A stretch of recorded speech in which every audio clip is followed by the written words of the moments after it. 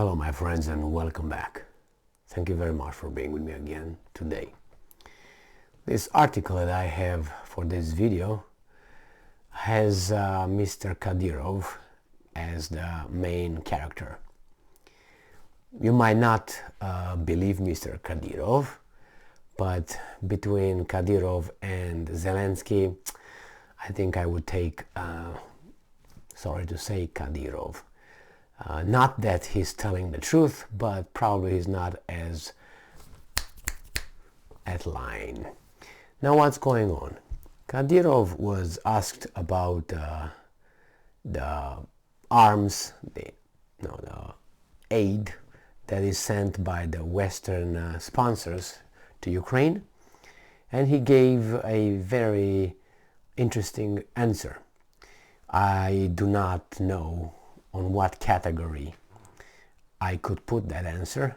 That means in a truthful answer or in a not so truthful answer, or maybe in a knowledgeable answer or just a guess. I'm not certain. We're going to find out after all this BS finishes in Ukraine.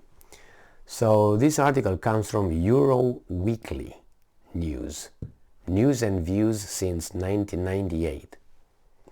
All right, and this is by Chris King from January 8th over there, 2023. Where January 8th is Elvis's birthday, so happy birthday to you. Now, this is the title. Ramzan Kadyrov insists only 15% of military aid reaches Ukraine while rest is plundered. All right, this is what he says. And Chechen leader Ramzan Kadyrov responded on Saturday, January 7, to the news that Washington has agreed to send a further $3 billion shipment of military aid to Kiev. In his opinion, only 15% of the package will end up in Ukrainian hands, while the remainder is plundered. Well, you know, there's so many intermediaries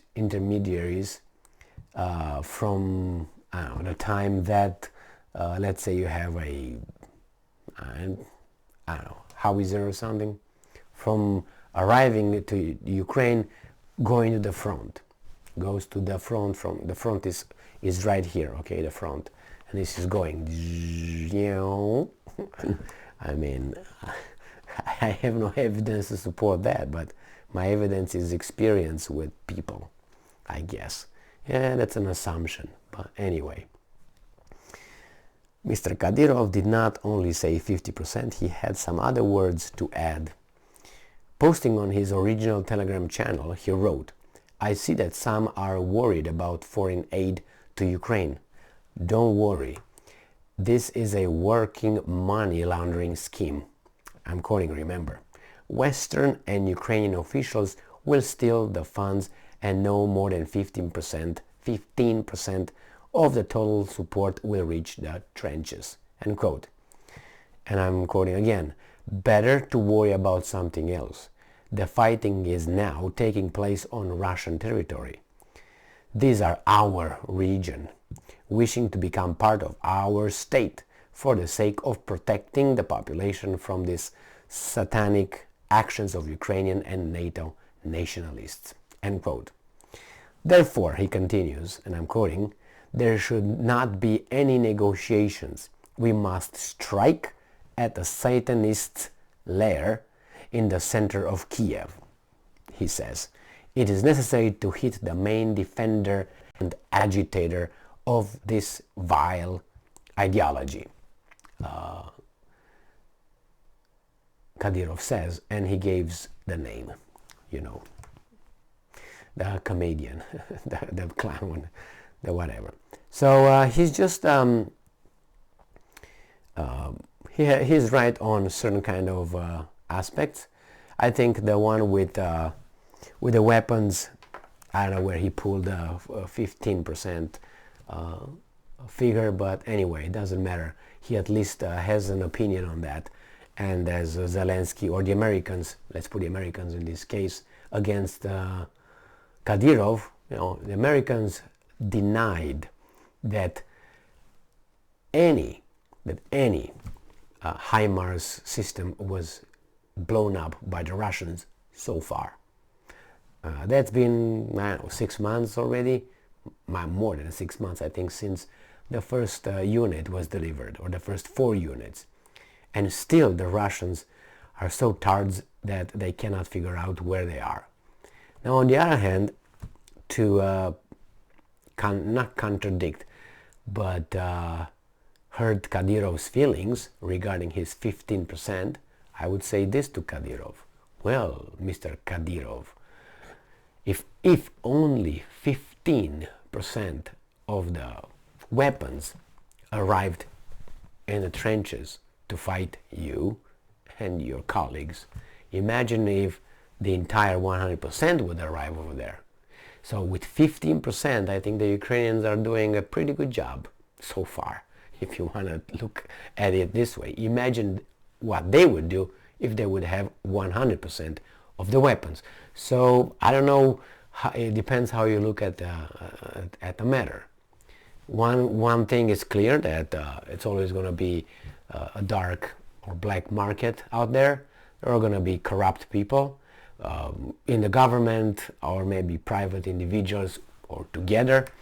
I would be very surprised if after this war, if the Ukrainian generals will be still around and not, decapitated by then. We will find out that they are multi-millionaires in dollars, not in hryvnia or skrivnia or whatever currency. So, and I would not be surprised. I think each and every guy over there that you hear the name right now, Yermak, Reznikov, these guys, I suspect that we're going to find out that if they were not millionaires before this started, due to the corruption which is was and will be rampant in Ukraine, we're going to find out that their fortunes somehow increased tremendously. It's kind of like our elected officials who get in the office with, I don't know, worth of $300,000, and then they get out with millions of dollars. But hey, this is our democracy. I obviously can offer you some names, but hey, just close your eyes, pick a name, do some research, and you'll see that I think it was only one that actually lost money during his presidency. And that is Donald Duck. Correct. Thank you very much for being with me again today. Stay strong, stay smart, look for the truth, and be just.